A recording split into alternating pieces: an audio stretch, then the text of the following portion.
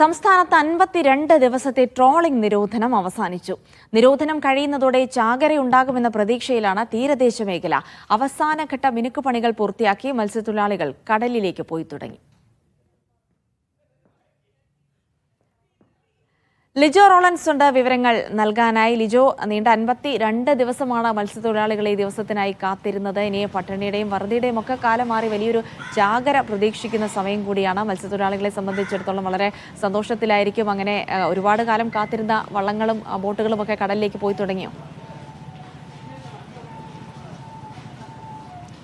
Jilsy, June 9 അർദ്ധരാത്രി മുതലാണ് trawling നിരോധനം ആരംഭിച്ചത് സംസ്ഥാനത്ത് എല്ലായിടത്തും. അതിനുശേഷം ഇന്ന് പുലർച്ചയോടുകൂടെ ബോട്ടുകളെല്ലാം കടലിലേക്ക് പോയി തുടങ്ങി. ഞാനിപ്പോൾ ഉള്ളത് ശക്തികുളങ്ങര ഹാർബറിലാണ്. ഇവിടേക്ക് നിലവിൽ ബോട്ടുകളൊന്നും എത്തിയിട്ടില്ല. കാരണം പുലർച്ചെ പോയതുകൊണ്ട് തന്നെ വളരെയധികം സമയമെടുത്തിട്ടായിരിക്കും അവയൊക്കെ തിരിച്ചെത്തുക. സമീപത്തുള്ള നീണ്ടകര ഹാർബറിൽ നിന്നെടുത്ത നമ്മുടെ ദൃശ്യങ്ങളാണ് ഇപ്പോൾ പോയിക്കൊണ്ടിരിക്കുന്നത്. അവിടെ കരിക്കാടി ഉൾപ്പെടെയുള്ള മീനുകൾ എത്തിയിട്ടുണ്ട്. ചാള പോലെയുള്ള മീനുകളൊക്കെയാണ് വന്നിരിക്കുന്നത്. പക്ഷേ പ്രതീക്ഷിച്ച രീതിയിലുള്ള മത്സ്യസമ്പത്ത് ലഭിച്ചിട്ടില്ല എന്നുള്ളതാണ് ഈ മേഖലയുമായി നിൽക്കുന്ന ആളുകളൊക്കെ പറയുന്ന ഒരു പരാതി, അല്ലേ? കഴിഞ്ഞ വർഷം എനിക്ക് തോന്നുന്നു ഇതിനേക്കാളും വേഗത്തിൽ പല മീനുകളൊക്കെ കരയ്ക്ക് എത്തി. കഴിഞ്ഞ വർഷം നമ്മൾ ഹാർബർ തുറന്ന് നേരത്തെ തന്നെ ബോട്ടുകൾ കരിക്കാടി ചെമ്മീനുമായിട്ട് വന്നിട്ടുണ്ടായിരുന്നു. പക്ഷെ ഇന്നിപ്പോൾ കഴിഞ്ഞ പ്രാവശ്യം വന്നതിനേക്കാളും കുറവ് ബോട്ടുകളാണ് ഇന്ന് വന്നത്. വന്ന ബോട്ടിന് കഴിഞ്ഞ പ്രാവശ്യം കിട്ടിയ അളവിലുള്ള കരിക്കാടി ചെമ്മീൻ നമ്മൾ കണ്ടതുമില്ല. ഏതായാലും ഇതിന്റെ ഒരു ചിത്രം വ്യക്തമാണെങ്കിൽ ഏകദേശം ഒരു 11 മണിയോടുകൂടിയൊക്കെയാണ് ചിത്രം 10 മണിക്ക് ശേഷമേ നമുക്ക് ചിത്രം വ്യക്തമാകുകയുള്ളൂ. തീർച്ചയായും ഞങ്ങൾക്ക് ഈ പ്രാവശ്യത്തെ കാലാവസ്ഥ അനുകൂലമാണ് ഞങ്ങൾ കാണുന്ന കണക്കുകളിൽ.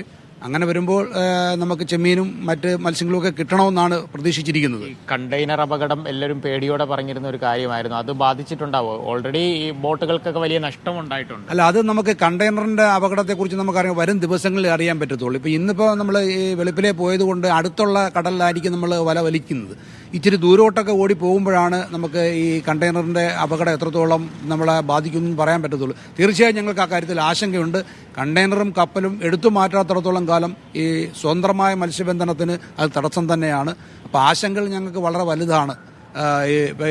പിന്നെ ഈ നിരോധനത്തിന് മുമ്പുള്ള സമയവും വലിയ പ്രതിസന്ധിയിലായിരുന്നു. ഈ നിരോധനം കഴിഞ്ഞു പോകുന്ന സമയത്ത് ഞങ്ങൾ പ്രതീക്ഷിക്കുന്നു നല്ല ഒരു കൊയ്ത്ത് കിട്ടുമെന്നുള്ളതാണ് പ്രതീക്ഷിക്കുന്നത്. പക്ഷേ അതിന്റെ സമയം ആയില്ല അതിന് റിസൾട്ട് പറയാനായിട്ട്. ജിൽസി, അതാണ് അവർ വലിയ പ്രതീക്ഷയിൽ തന്നെയാണ്. പക്ഷേ പ്രതീക്ഷയ്ക്കൊത്ത് കാര്യങ്ങൾ പോകേണ്ടിയിരിക്കുന്നു. അത്രത്തോളം ബുദ്ധിമുട്ടിലാണ് ഇവർ പോകുന്നത്. കുടുംബങ്ങൾക്ക് തന്നെ നേരത്തെ തന്നെ കണ്ടെയ്നറുകൾ വന്നത് മൂലം വലിയ രീതിയിലുള്ള നാശമായിരുന്നു വലകൾക്കും ബോട്ടുകൾക്കും ഉണ്ടായത്. പലർക്കും അതുകൊണ്ട് അറ്റകുറ്റപ്പണി പോലും പൂർത്തിയാക്കാൻ കഴിയാത്ത രീതിയിലുള്ള നഷ്ടങ്ങൾ ഉണ്ടായിട്ടുണ്ട്. എന്തായാലും സർക്കാർ ഒന്ന് ഉണർന്ന് പ്രവർത്തിച്ച് അവർക്ക് വേണ്ടുന്ന ക്രമീകരണം ഒരുക്കണം എന്നുള്ളത് കഴിഞ്ഞ ദിവസം ഇവിടെ വന്നപ്പോൾ തന്നെ ആളുകൾ പറഞ്ഞിട്ടുണ്ട്. എന്തായാലും അന്യസംസ്ഥാന തൊഴിലാളികളെല്ലാം തിരികെ എത്തി ബോട്ടുകളിലേക്ക് പോയിട്ടുണ്ട്. അവർ വീടുകളിലേക്ക് ഒരു വെക്കേഷൻ പോലെ പോയിട്ട് മടങ്ങിയെത്തിയതായിരുന്നു. ഒരു 10-11 മണിയോടുകൂടെ ആയിരിക്കും എന്താണ് ട്രോളിംഗ് നിരോധനത്തിന് ശേഷമുള്ള ഒരു അവസ്ഥ എന്നുള്ളതിൽ വ്യക്തത വരികയുള്ളൂ. ശരി ലിജോ.